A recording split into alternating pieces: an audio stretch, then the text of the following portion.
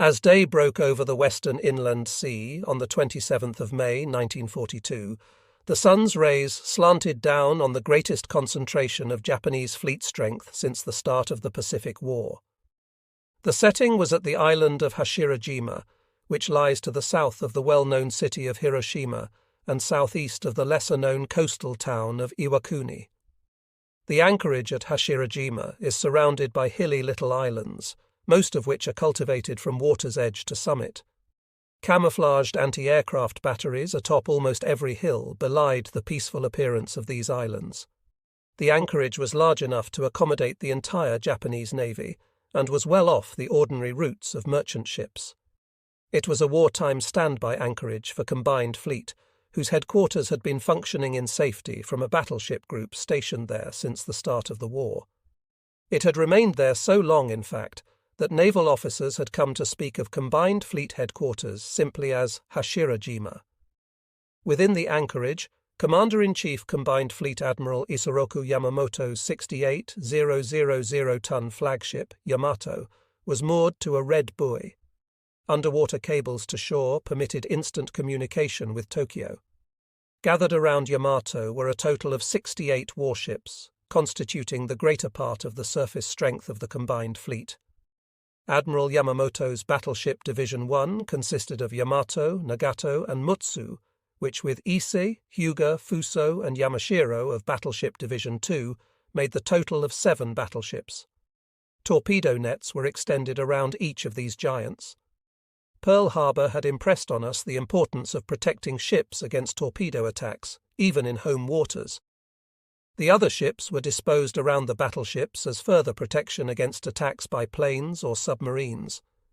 There were light cruisers Kitakami and Ol of Cruiser Division 9, flagship Sendai and 12 destroyers of Destroyer Squadron 3, 8 destroyers of Destroyer Squadron 1, light carrier Hosho with 1 destroyer and 2 torpedo boats, and seaplane carriers Chiyoda and Nishin, each of which had 6 midget submarines on board. Editor's note: a ship type not found in the U.S. Navy, these are not to be confused with seaplane tenders, motherships which serve as a fueling and minor repair base for a dozen or so float planes. The 4 seaplane carriers, Chiyoda, Chitose, Nishin, and Mizuho, were ships of over 10,000 tons, capable of making 28 or 29 knots. They carried in deck hangars a normal complement of 24 planes, jakes, and roofs, which were launched by catapults, of which each ship had 4. Later in the war, Chiyoda and Chitose were converted to aircraft carriers by the addition of flight decks.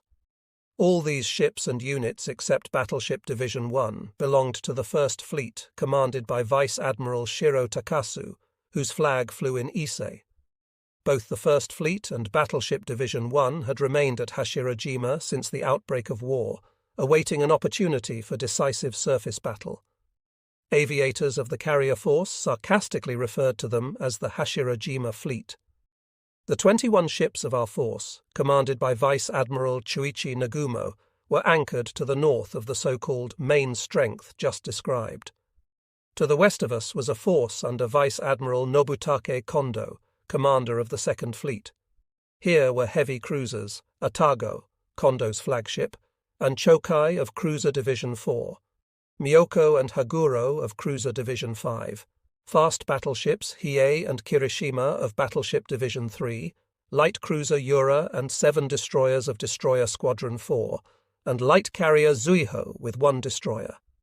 This massive grey armada swung silently at anchor, each ship riding low in the water under a full load of fuel, and supplies taken on board at Kure in preparation for the sortie.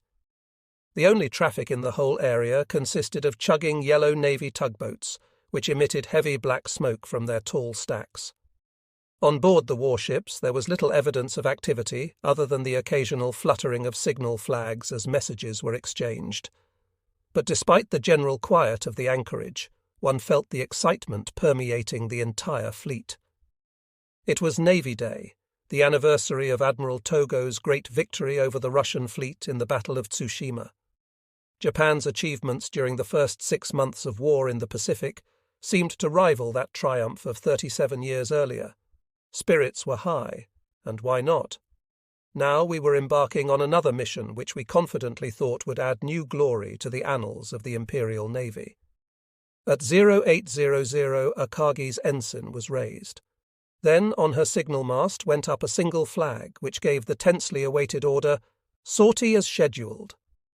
Standing at the flight deck control post, I turned to watch the ships of Destroyer Squadron 10. Editor's note: the first-person narrator throughout the book is Captain Fuchida. White water splashed from the anchor cables of each destroyer, washing mud from the heavy links as they dragged through the hawse holes. The destroyers soon began to move, and they were followed by Cruiser Division 8, the second section of Battleship Division 3, and Carrier Divisions 1 and 2, in that order. The Nagumo force was on its way toward the scene of one of the most significant naval actions in history. As we steamed out of the anchorage, the ships of the other forces, which would sortie 2 days later, gave us a rousing send-off. The crews lined the rails and cheered and waved their caps as we passed. They seemed to envy our good fortune in being the first to leave. We waved back a farewell, and a general gaiety prevailed. Every man was convinced that he was about to participate in yet another brilliant victory. 2 hours later, we were halfway across the Ionada, and before long would enter Bungo Strait. Beyond the strait, it was expected that we might encounter enemy submarines. Combined reports on their activities were sent out daily from Imperial General Headquarters. Latest reports indicated that a dozen or more of them were operating close to the homeland, reporting on ship movements and seeking to destroy our lines of communication. Occasionally they would send radio reports to Pearl Harbor, and it was at such times that our scattered radio direction finders would endeavor to spot them. Akagi, the sleek aircraft carrier flagship of Admiral Nagumo, headed westward through Kudako Strait, cruising easily at 16 knots on her course toward Bungo Channel and the broad Pacific. Through scattered clouds, the sun shone brightly upon the calm blue sea. For several days the weather had been cloudy but hot in the western inland sea, and it was pleasant now to feel the gentle breeze which swept across Akagi's flight deck. The fleet had formed a single column for the passage through the strait. 21 ships in all, they cruised along at intervals of 1,000 yards, resembling for all the world a peacetime naval review. Far out in front was Rear Admiral Susumu Kimura's flagship, light cruiser Nagara, leading the 12 ships of Destroyer Squadron 10. Next came Rear Admiral Hiroaki Abe's Cruiser Division 8, Tone the flagship, and Chikuma, followed by the second section of Battleship Division 3, made up of fast battleships Haruna and Kirishima. The first section of Battleship Division 3, Hiei and Kongo, had been assigned to Admiral Kondo's invasion force for this operation. Behind Kirishima came large carriers Akagi and Kaga, comprising Carrier Division 1, under Admiral Nagumo's direct command. Rear Admiral Tamon Yamaguchi's Carrier Division 2, Hiryu and Soryu, brought up the rear, completing the Nagumo force. Presently a dozen or so fishing boats waiting for the tide hove into sight to starboard, and their crews waved and cheered as we passed.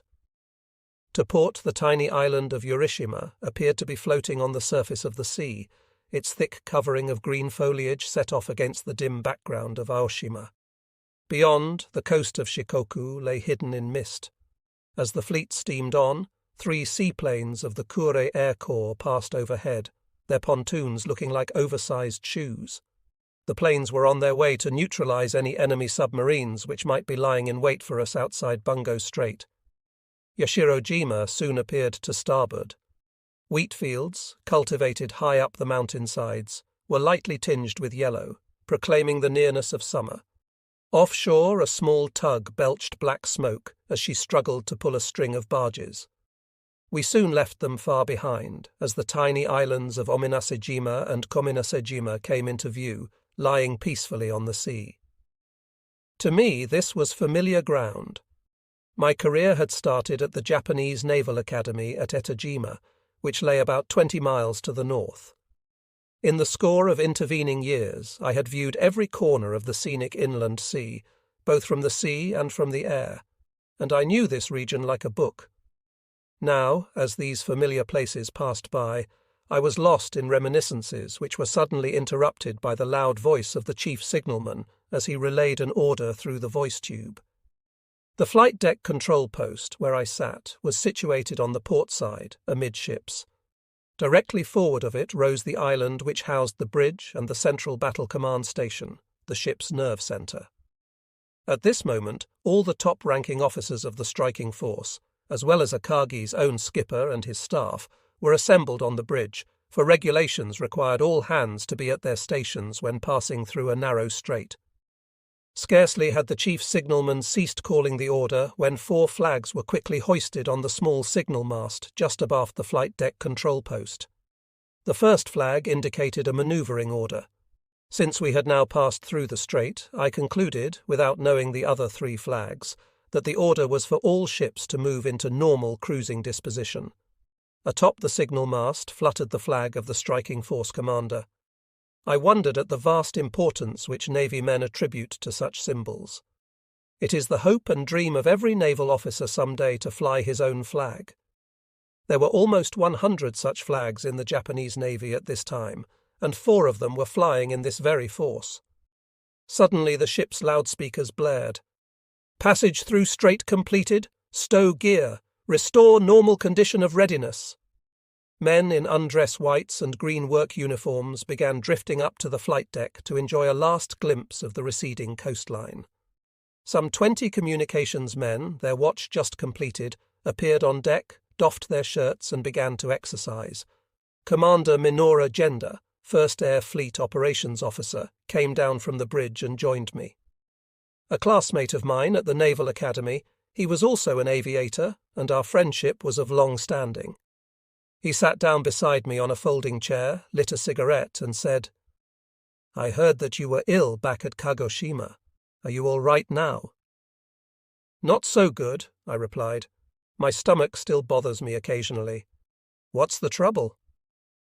"Well, back at the base they sent me to an army hospital for examination, and the doctors seemed to think it was ulcers. Anyway, they told me to quit drinking for a while. Pretty rough." "Aha!" laughed Genda.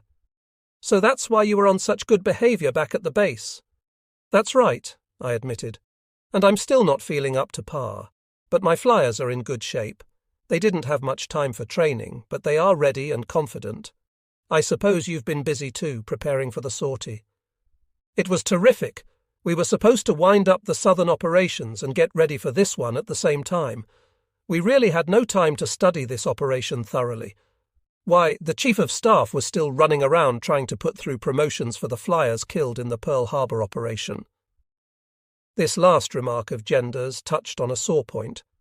Following the Pearl Harbor attack, the 9 men who lost their lives there in midget submarines had promptly been promoted 2 ranks and glorified as national war heroes.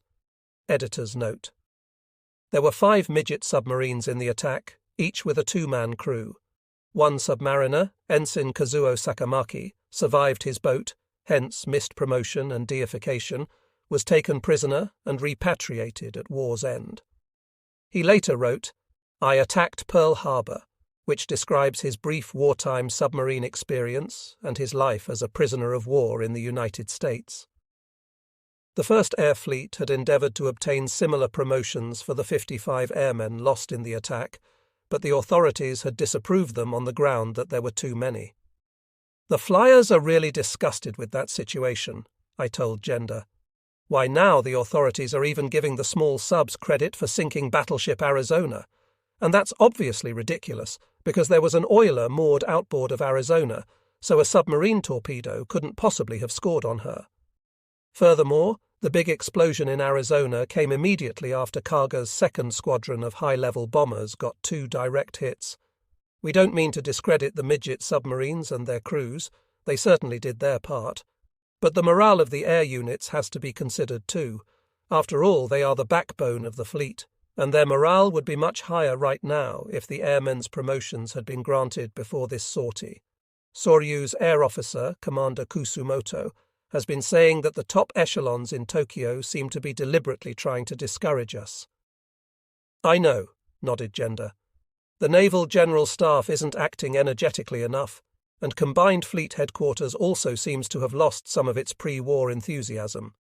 Our own Chief of Staff seems to be the only one really sticking up for us, and instead of that, he ought to have been devoting himself exclusively to studying this operation. "Well, at least we're sortying according to plan," I remarked. "Sure," Gender laughed somewhat sarcastically. "The sortie is going as scheduled.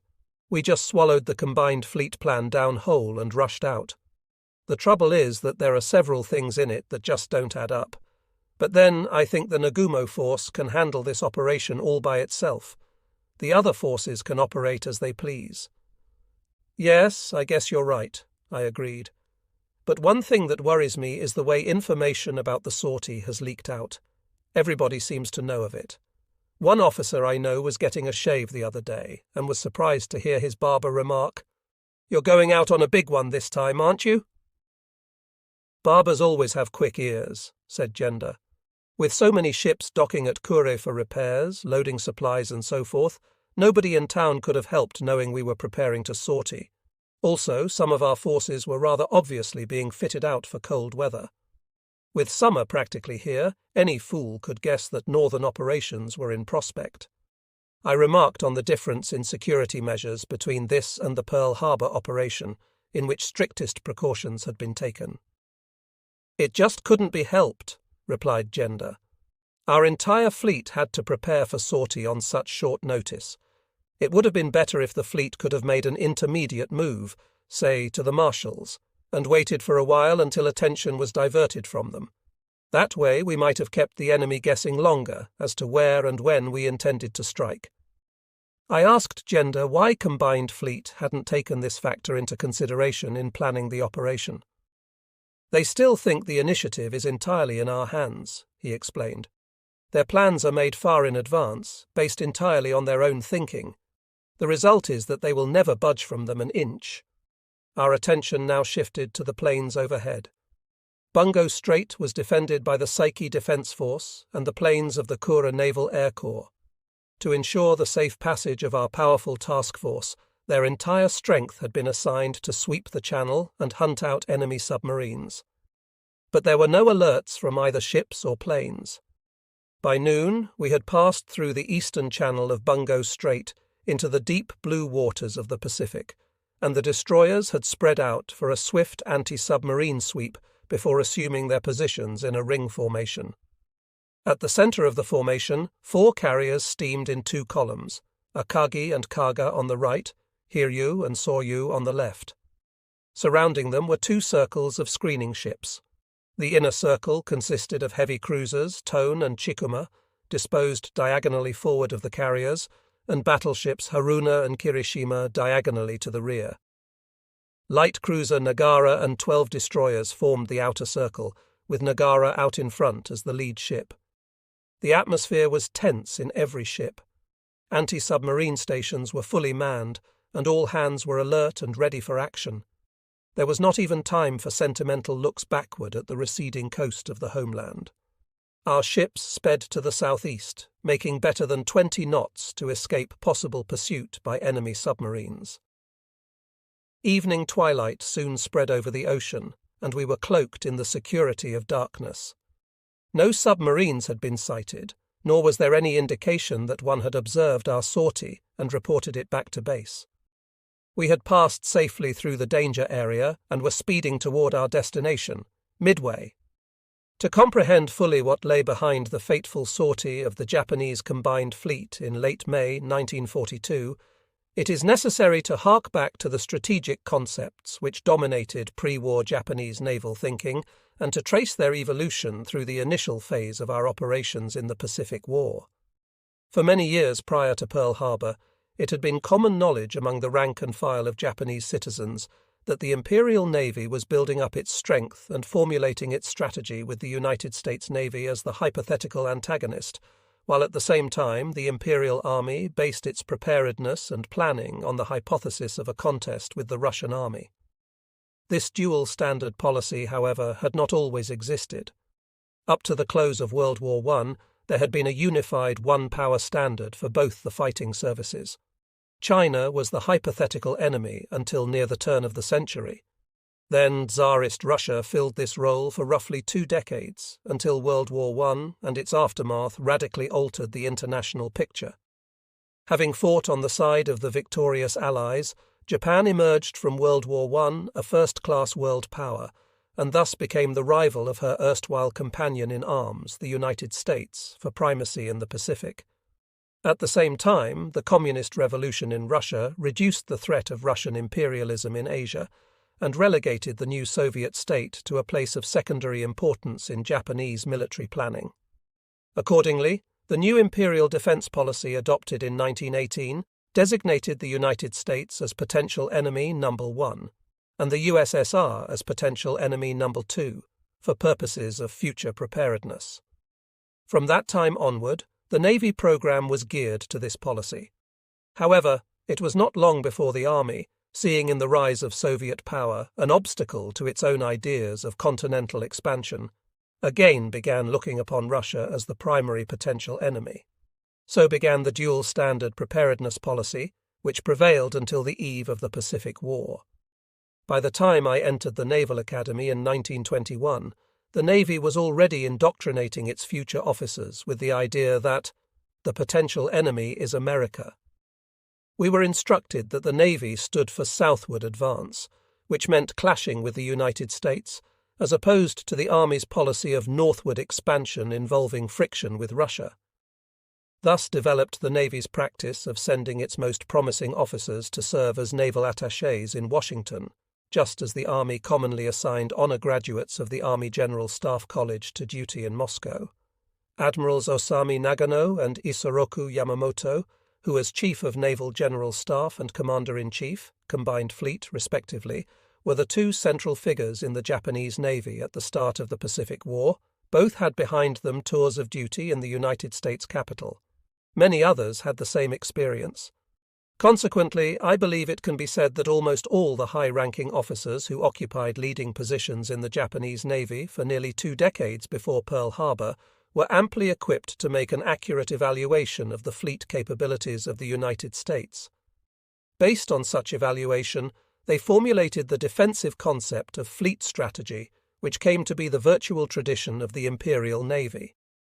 So firmly indeed was this concept established and maintained that it almost petrified the strategic thinking of the naval service. The defensive principle manifested itself most concretely in the special characteristics of Japanese warship construction. In the event of war, the Navy's strategists figured, the superior American fleet would most probably carry the offensive into the Western Pacific, and it would be the role of the Imperial Navy to intercept and attack it in waters close to the Japanese homeland. Japanese ships, therefore, should be so designed as to assure every possible advantage in this type of operation. For this purpose, it was decided to sacrifice to the limit living accommodations for the crews, defensive armament, and radius of action, in order to achieve maximum offensive power and speed. The goal was to produce ships which would be individually superior to those of the enemy, even by a single gun or torpedo tube, or by a single knot of speed. Hull design also reflected the defensive concept. With light cruiser Yubari as the forerunner, the Navy began building ships whose freeboard was of almost uniform height from bow to stern, giving the deckline a peculiar, flat appearance. The reason was that ships of this design were considered best suited to operate in the rough seas surrounding the Japanese homeland.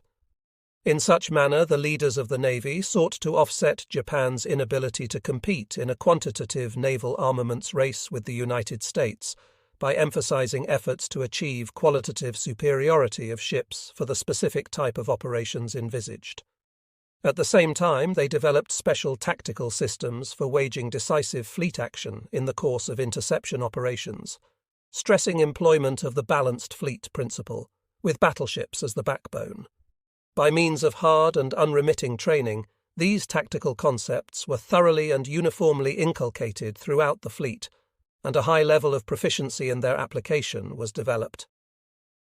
Tireless effort finally produced a naval establishment whose confidence in its own fighting ability was expressed in the motto, "We rely not upon the enemy's not attacking us, but upon our readiness to meet him when he comes." Japan's naval preparedness, however, remained restricted within the bounds of the defensive concept. It was designed only to ensure safety against attack and to preserve peace. Naturally, such a thought as sending the fleet out to attack distant Hawaii never entered the minds of the Navy's leaders. Nor was it ever considered that Japan could afford involvement in an international conflict, which might result in her small navies being pitted single-handed against those of more than one enemy power. Toward the end of 1936, I was ordered to the Naval War College as a student.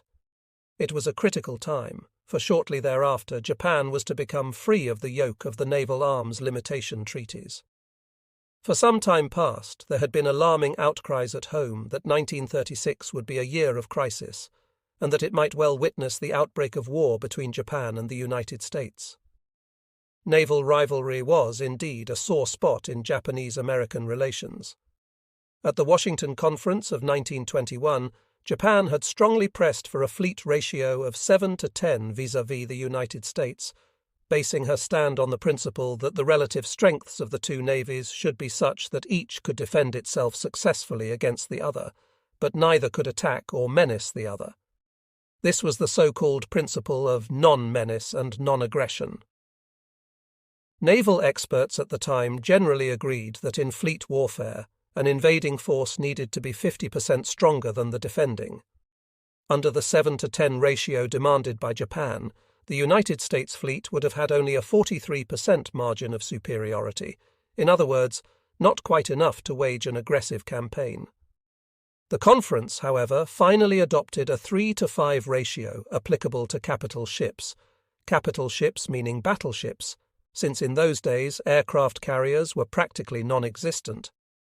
This ratio gave the American fleet a 67% margin of superiority in the key battleship category, and therefore, in the eyes of the Japanese Navy, made it an aggressive menace to Japan. The Navy's efforts to develop superior ship types for defense operations, referred to earlier, were largely spurred by this threat. In 1930, the London Naval Conference was convoked for the purpose of extending the limitation of naval armaments to categories other than capital ships. At this conference, Japan again insisted upon a ratio of 7-10 in global tonnage of non-capital ships for the same reasons as she had advanced earlier, but again her demands were rejected. Confronted by the unbending attitude of the other powers, Japan decided to regain her freedom by refusing to renew the naval limitation treaties upon their scheduled expiration at the end of 1936. In accordance with treaty stipulations, notice of this intention was given by the Japanese government in December 1934, 2 years ahead of the expiration date. Earlier in the same year, the United States had enacted the Vinson Naval Expansion Program, which it contended was necessary in view of changed conditions in Europe and Asia. This program aimed at building up American fleet strength to the full limits allowed by the Washington and London naval treaties by 1939. Prior thereto, the United States had not built up to treaty levels, whereas the Japanese fleet was already at full authorized strength. Consequently, until the Vinson program, Japan had actually enjoyed some sense of security in spite of the treaty ratio. However, if the Vinson program were carried to completion, the United States fleet would achieve, actually as well as on paper, the 67% margin of superiority which Japanese naval strategists feared would enable it to carry out successful offensive operations against Japan. As soon as the naval limitation treaties lapsed, Japan promptly acted to counter the Vinson program. In 1937, she adopted what was known as the Marasan program, the third naval expansion undertaken by Japan since the conclusion of the Washington Treaty. Under this program, greater stress than ever was placed upon building special, superior-type ships and armament designed to offset numerical inferiority. Yamato and Musashi, the world's largest and most heavily armed battleships, were conceived as part of this effort. At the Naval War College, the problems of naval armament and possible war with the United States naturally came up for frequent discussion among the students. I particularly recall one of these debates, in which the majority of those present agreed that eventual war with America was inevitable. As usual, I seized the opportunity to voice my own pet and somewhat iconoclastic opinions. If it is accepted that war is inevitable, I asserted, our present naval preparedness policies are, in my opinion, entirely inadequate, and as long as we adhere to them, we shall never be in a position to win.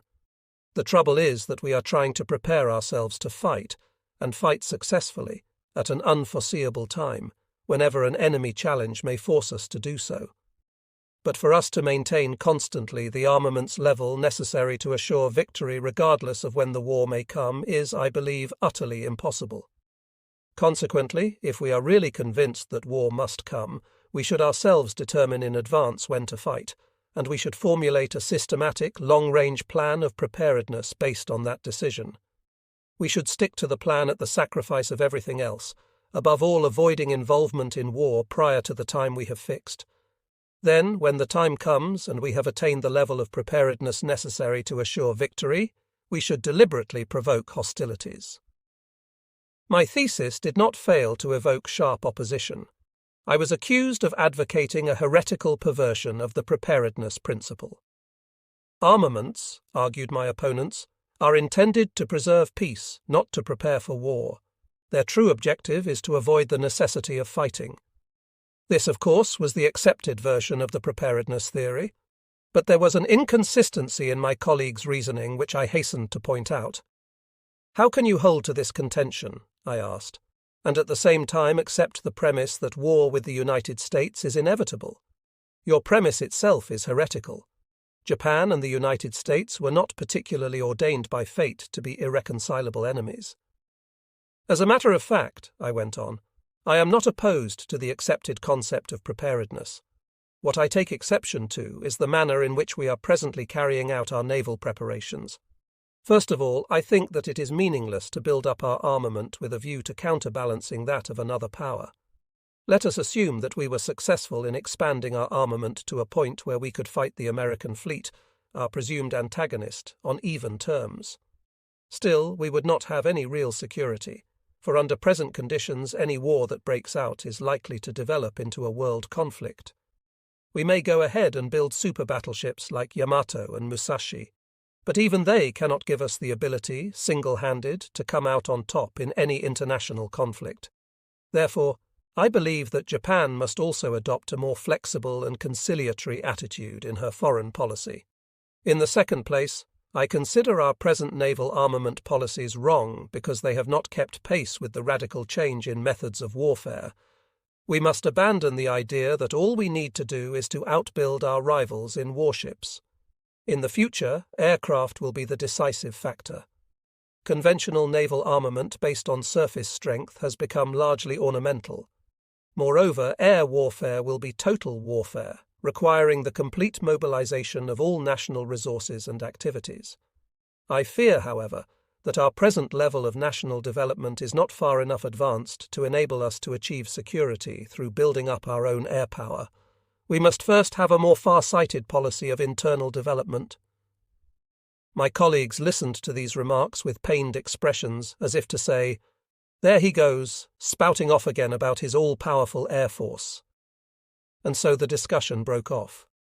Whatever were the shortcomings of the fleet preparedness program, the Army, ever since the Manchurian incident of 1931, had successfully exploited our naval armaments as a springboard and flank protection for its continental expansion moves.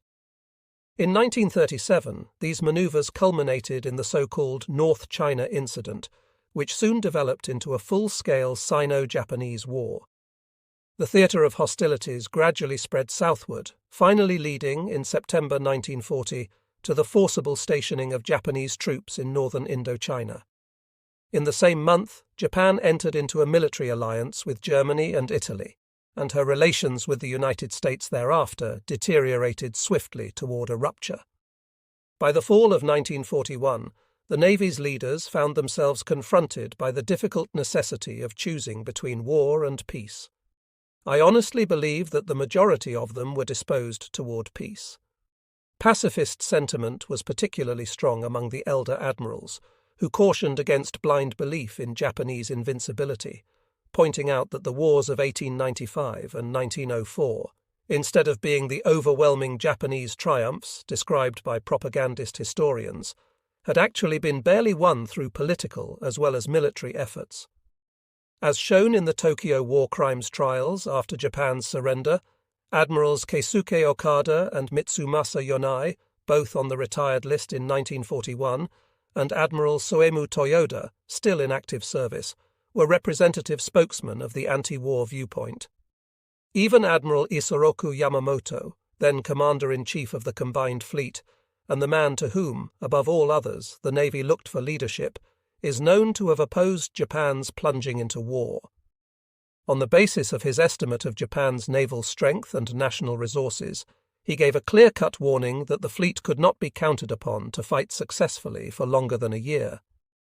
This hesitancy on the part of the Navy's leaders was taken as cowardice and indecision by the Army, whose primary concern had been Russia more than the United States and Britain, and by a certain section of the public who blindly believed in Japan's invincibility.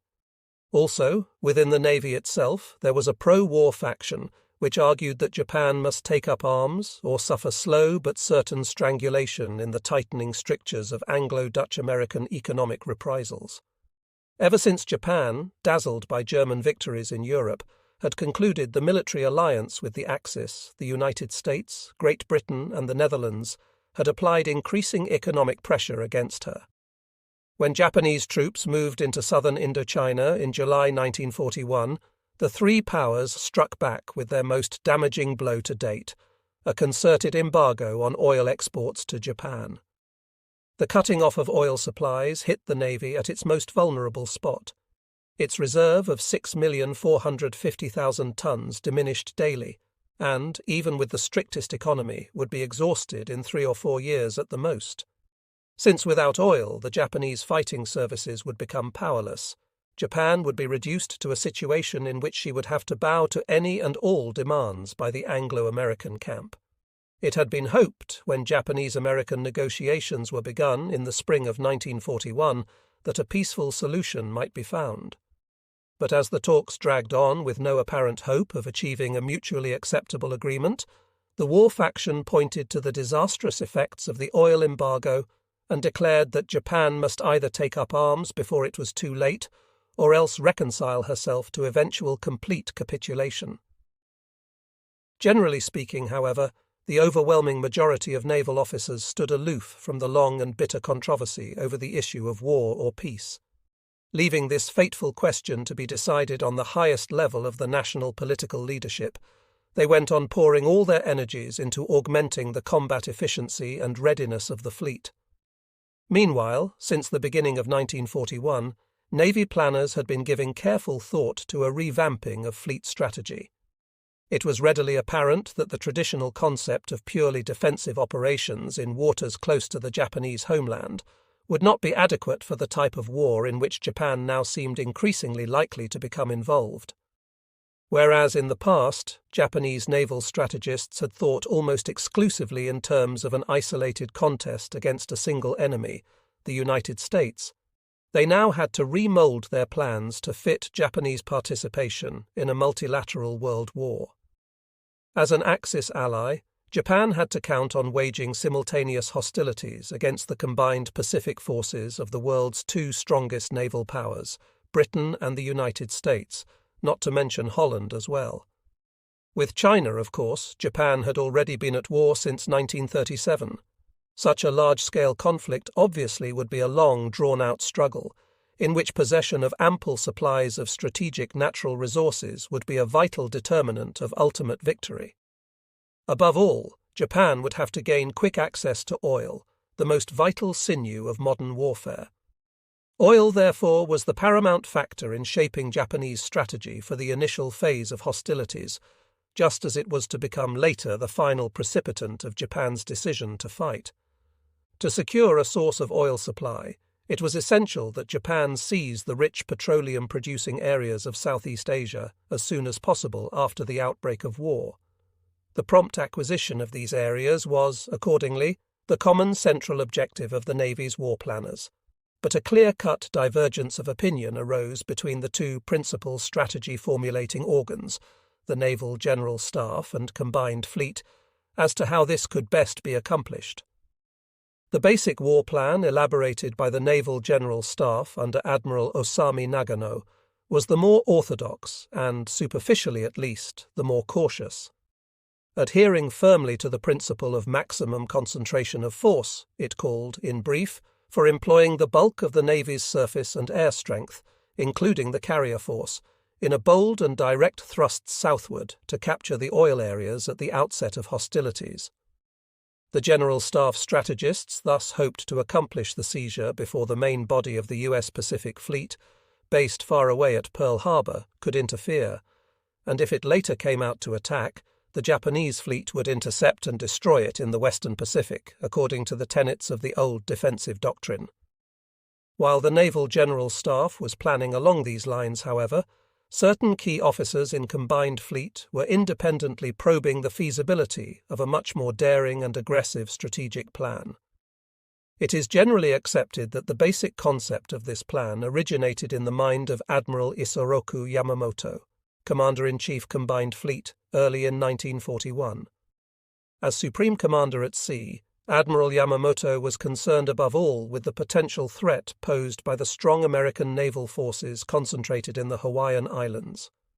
If, as envisaged by the Naval General Staff, the greater part of Japan's naval strength were committed to the invasion of the southern area, without immobilizing these forces at least temporarily, Admiral Yamamoto saw serious danger that the United States might attack in the Western Pacific before the Japanese fleet could redispose itself to counter such an attack. He felt, therefore, that it was absolutely essential to eliminate this danger by striking a crippling offensive blow at the U.S. Pacific Fleet simultaneously with the launching of the southern operations. Here was the genesis of the surprise assault on Pearl Harbor.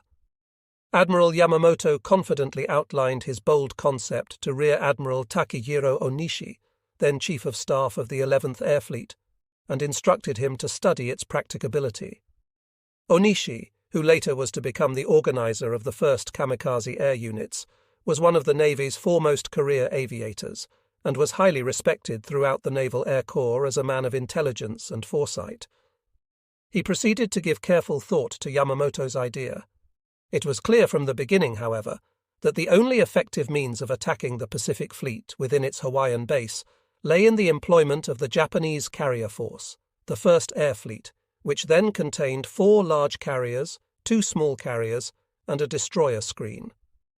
Onishi's own organization, the 11th Air Fleet, consisted chiefly of shore-based attack planes, and was obviously incapable of delivering an attack on Hawaii from bases in the Marshalls, 2,000 miles away. It could be used effectively only against the Philippines and Malaya. To assist him in his study, therefore, Onishi turned to Commander Minoru Genda, a brilliant staff officer of the 1st Air Meet, who shared Onishi's belief in the key role of naval air power. Though short in stature, Genda was endowed with a strong fighting spirit which was reflected in his hawk-like countenance. He had begun his naval career as a fighter pilot, and his skill and daring in that capacity had won for him and his units the nickname of the Genda Circus. Genda, however, was more than a skillful flyer. He was also an outstanding air tactician. As operations officer of the 2nd Combined Air Group dispatched to the Shanghai area in 1937, he had been instrumental in introducing new and vastly improved methods for mass, long-range operations by fighter aircraft. Later, after graduating with honours from the Naval War College, he had served 2 years in London as Assistant Naval Attaché for Air, an experience which further broadened his outlook. Genda's most noteworthy contributions in the realm of air tactics were the mass employment of fighters to gain control of the air where friendly bombers were to operate, and the concerted use of several carrier task groups in a single tactical theatre. These new methods, applied so effectively in the opening phase of the Pacific War, were to become widely known in American aviation circles under the name of Gendaism. In compliance with Admiral Onishi's request, Genda made an exhaustive study of whether Admiral Yamamoto's Hawaiian attack concept could be put into practical execution, finally drawing up his ideas in a full report. The report stated as its conclusion that the proposed attack could be successfully carried out, provided that the following essential conditions were met.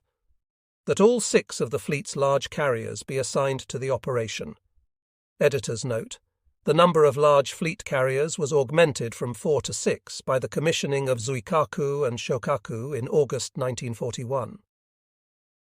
That special care be taken to select only the most competent commanders and the best trained flying personnel, and that complete secrecy be maintained so as to ensure the advantage of surprise. Commander Genda's report convinced Admiral Yamamoto that the idea of a carrier-borne air assault on Pearl Harbor was sound, and combined fleet pushed ahead with further concrete planning. However, when the tentative scheme was finally broached to the Naval General Staff, which had already concluded that the main strength of the fleet should be employed in the invasion of the southern area, it naturally encountered strong opposition. In support of its stand, the Naval General Staff argued that the diversion of a considerable portion of fleet strength, including virtually all available carriers, to the Pearl Harbor attack, might seriously compromise the success of the southern operations. This argument indeed was not lacking in cogency, for few even in aviation circles then thought that shore-based air alone would suffice to cover and support the southern invasions. At the same time, there was no inclination to underestimate the strength of the American, British and Dutch naval forces in Far Eastern waters. The Naval General Staff critics further assailed Yamamoto's plan for the Pearl Harbor attack as being too much of a gamble because its success depended entirely upon taking the American fleet by surprise within its base. If for any reason this could not be accomplished, the attack would fail, possibly with disastrous consequences. Nor were such doubts limited to the Naval General Staff. Vice Admiral Chuichi Nagumo, whose first air fleet would have to play the central role in the Hawaiian assault, himself opposed the plan at first. Nagumo concurred in the General Staff contention that maximum strength should be thrown into the conquest of the oil regions to the south, as this was of primary strategic importance. He also underlined further the riskiness of the Yamamoto plan, pointing to the high vulnerability of carriers to air attack. Even a large carrier, he warned, could be quickly and effectively disabled by a few bomb hits. But Admiral Nagumo's views were not shared by all his subordinate commanders in the First Air Fleet. Rear Admiral Tamon Yamaguchi, Commander Carrier Division 2, enthusiastically supported the Yamamoto plan. The U.S. Pacific Fleet, he argued, was the mainstay of Allied strength in the entire Pacific area, and its destruction should therefore be the first and foremost objective of Japanese strategy. Were the American fleet left free and undamaged, Japan would become unable to exploit any success in the south. Conversely, if it were destroyed at Pearl Harbor at the start of hostilities, the conquest and exploitation of the rich oil areas would become easy tasks. Admiral Yamamoto himself was firm and unbending in his insistence on the Pearl Harbor attack plan. Opposed as he unquestionably was to Japan's going to war, once that decision was taken, he would be responsible for the successful prosecution of the war at sea. The U.S. Pacific Fleet stood out as his strongest antagonist, and therefore its destruction had to be his first and paramount mission. Thanks to the remarkable advance in naval air force capabilities, it was now possible to attack that fleet at Hawaii without waiting for it to come out to the Western Pacific.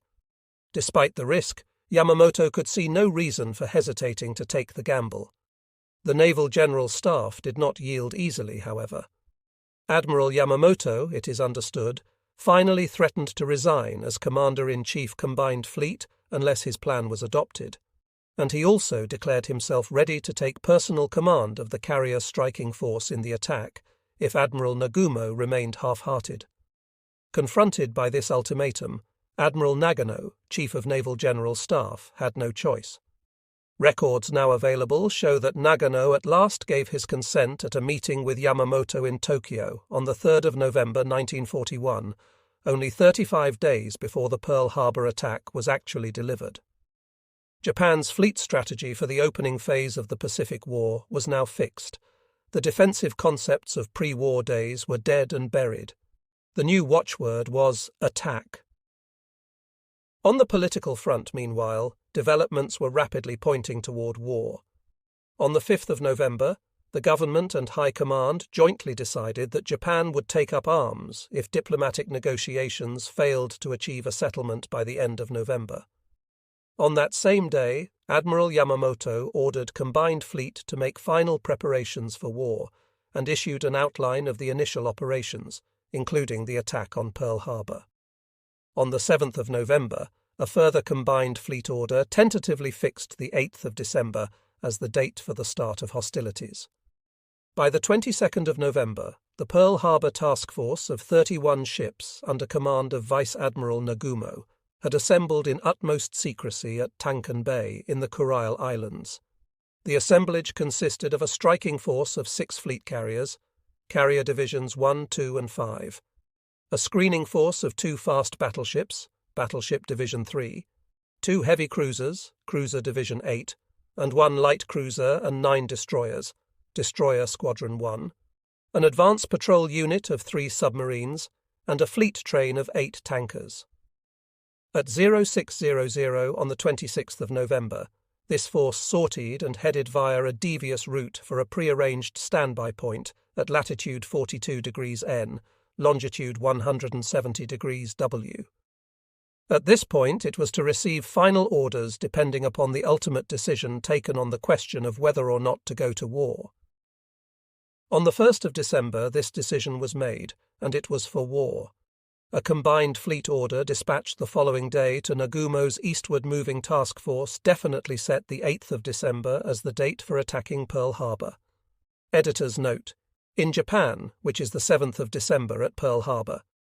At this point, the narrative is shifted to local, Hawaiian time, zone plus 9.5, and west longitude date. On the 3rd of December, the 4th of December in Japan, the task force altered course southeastward, and at 11:30 on the 6th it turned due south to close the island of Oahu, increasing speed to 24 knots. In the very early morning of the 7th, with only a few hours to go before the target would be within plane striking distance, the task force received disturbing information from Tokyo. An Imperial General Headquarters intelligence report, received at 0050, indicated that no carriers were at Pearl Harbor. Editor's note: the Japanese believed that 4 American carriers, Yorktown, Hornet, Lexington, and Enterprise, were based at Hawaii at this time. Actually, only Lexington and Enterprise were based there, Yorktown and Hornet being in the Atlantic. The Japanese were correctly informed that Saratoga was on the U.S. West Coast and would shortly rejoin the Pacific Fleet. These were to have been the top priority targets of our attack, and we had counted on their being in port. All of the American carriers, as well as all heavy cruisers, had apparently put to sea. But the report indicated that a full count of battleships remained in the harbour. Despite this late-hour upset, Vice Admiral Nagumo and his staff decided that there was now no other course left but to carry out the attack as planned. The U.S. battleships, though secondary to the carriers, were still considered an important target, and there was also a faint possibility that some of the American carriers might have returned to Pearl Harbor by the time our planes struck. So the task force sped on toward its goal, every ship now tense and ready for battle. In the pre-dawn darkness of the 7th of December, Nagumo's carriers reached a point 200 miles north of Pearl Harbor. The 0 hour had arrived. The carriers swung into the wind, and at 0600 the first wave of the 353-plane attack force, of which I was in overall command, took off from the flight decks and headed for the target. The first wave was composed of 183 planes, level bombers, dive bombers, torpedo planes, and fighters. I flew in the lead plane, followed closely by 49 Type 97 level bombers under my direct command, each carrying one 800-kilogram armor-piercing bomb. To starboard and slightly below flew Lieutenant Commander Shigeharu Murata of Akagi and his 40 planes from the 4 carriers, each carrying 1 torpedo slung to its fuselage. Above me and to port was a formation of 51 Type 99 carrier dive bombers, led by Lieutenant Commander Kakuichi Takahashi from Shokaku. Each of these planes carried one ordinary 250-kilogram bomb. A three-group fighter escort of 43 Zeros, commanded by Lieutenant Commander Shigeru Itaya from Akagi, ranged overhead on the prowl for possible enemy opposition. The weather was far from ideal. A 20-knot northeast wind was raising heavy seas. Flying at 3,000 meters, we were above a dense cloud layer which extended down to within 1,500 meters of the water. The brilliant morning sun had just burst into sight, setting the eastern horizon aglow. 1 hour and 40 minutes after leaving the carriers, I knew that we should be nearing our goal.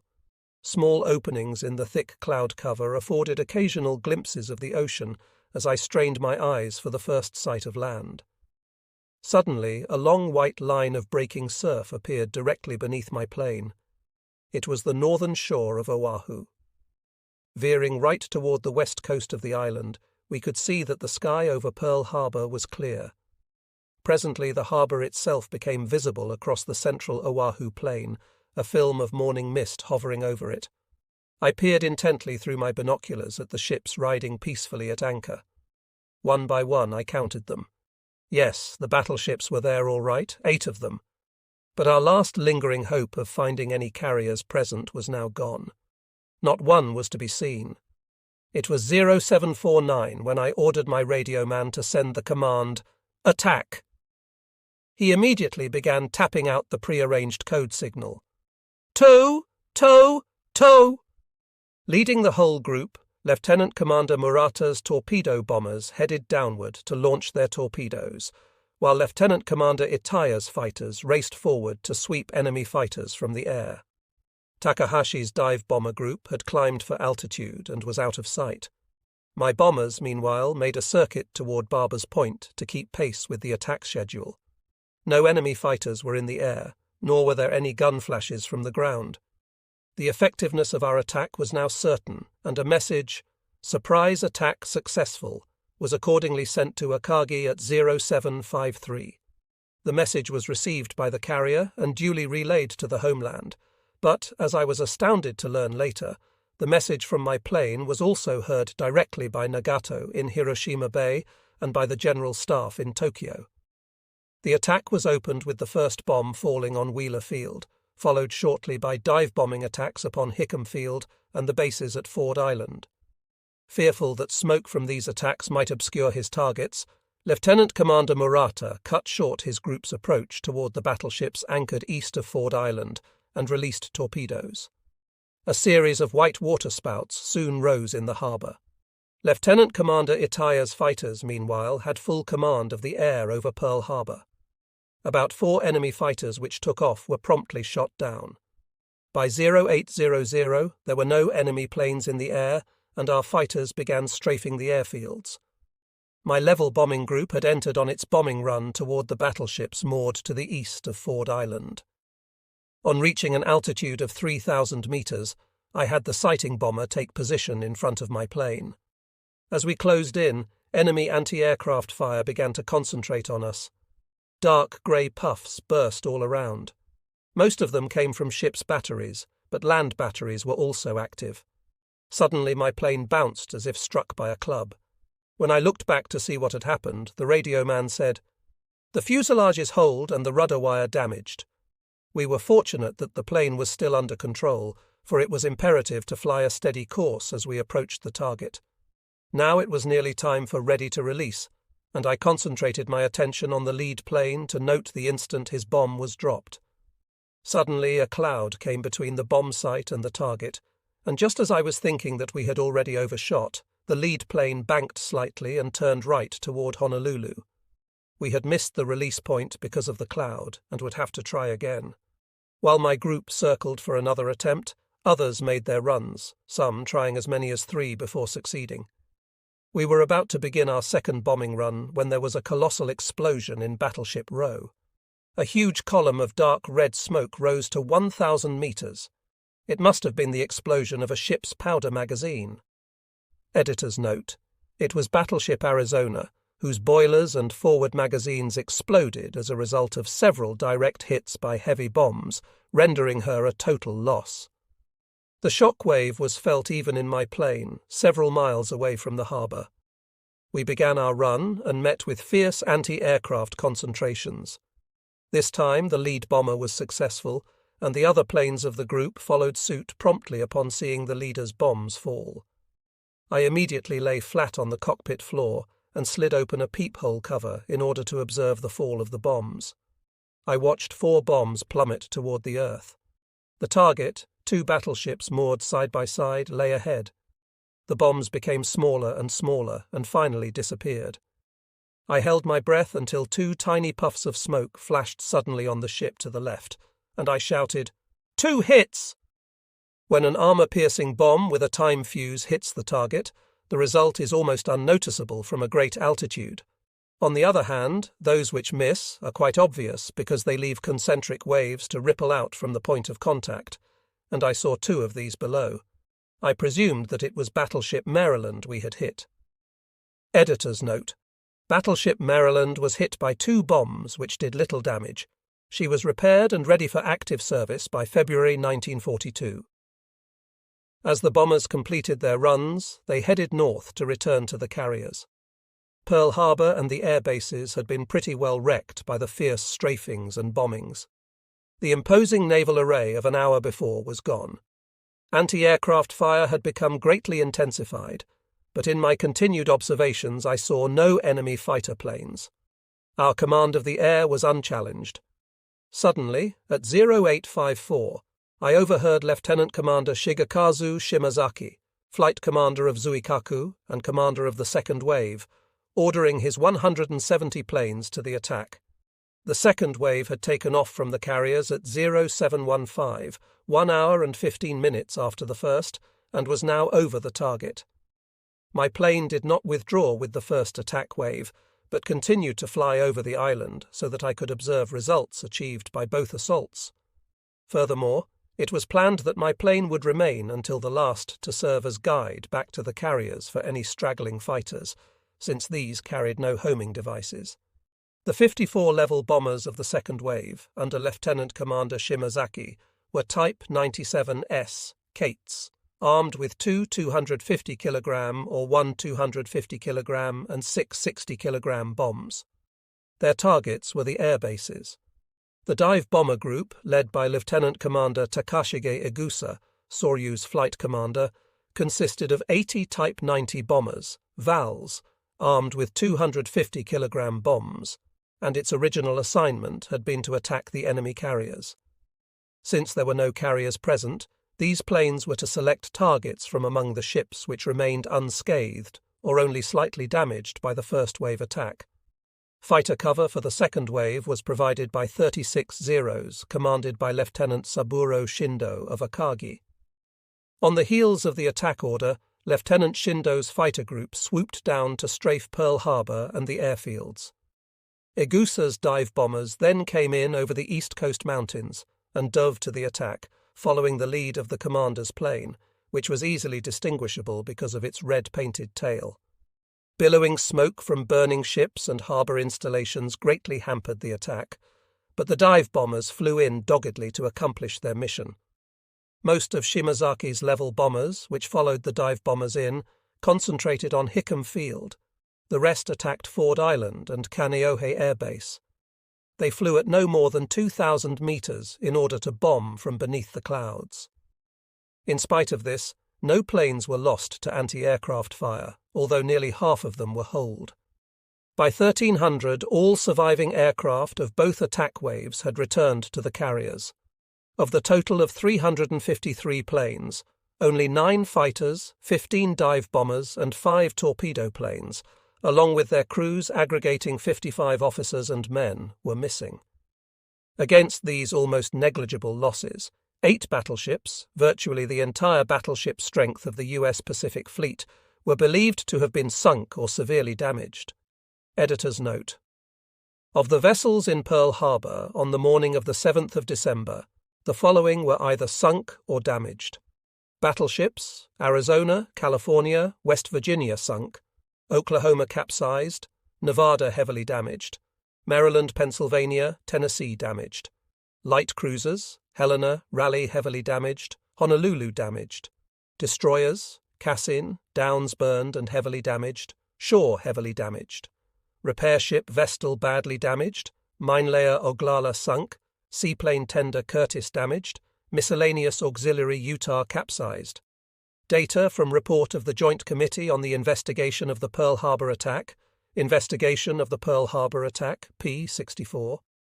Besides, enemy air strength based on Oahu appeared to have been decisively smashed, with the result that not a single plane attacked the Japanese force. Undeniably, this added up to a remarkable success, one which even the old believers in battleship primacy would hail as a complete triumph. Even so, the flyers returning from the initial attack were all in favor of continuing the offensive to inflict still further damage on the enemy. Our striking power remained virtually intact. Control of the air was completely ours. Nothing seemed to stand in the way. This certainly was the unanimous sentiment of the flying officers on board flagship Akagi as we gathered at the flight deck command post after landing to analyze attack results and plan for possible further action. But though everyone favored pressing the attack, our keenest desire was not so much to inflict additional damage on the targets already hit as it was to find and destroy the enemy carriers which had so fortuitously eluded us. A hasty plan for accomplishing this came into my mind. It was our guess that the missing carriers and heavy cruisers must be somewhere to the south of Oahu, engaged in training exercises. A further airstrike, I thought, might help draw them in. And then, if the task force, instead of retiring by the same route that it had come, skirted around to the south of the islands and headed toward the Marshalls, carrying out air searches as it went, there might be a reasonable chance of locating the American carriers. This spur-of-the-moment idea received an enthusiastic reception from my fellow officers, but it had to be dismissed because of one insuperable obstacle. Our tanker train was already heading for a prearranged standby point on the northern withdrawal route, and if it were now redirected southward, it could not possibly catch up with the task force in time to provide the much-needed fuel. So the last hope of hitting the enemy carriers was reluctantly abandoned. As the next best thing, when I reported to Admiral Nagumo the results of the initial strike, I strongly recommended a further attack on Oahu. His decision, however, which I believe was influenced to a considerable degree by his Chief of Staff, Rear Admiral Ryunosuke Kusaka, was to terminate the attack and withdraw. At 13:30, upon a flag signal from Akagi, the task force set a north-northwest course and retired as swiftly and silently as it had come,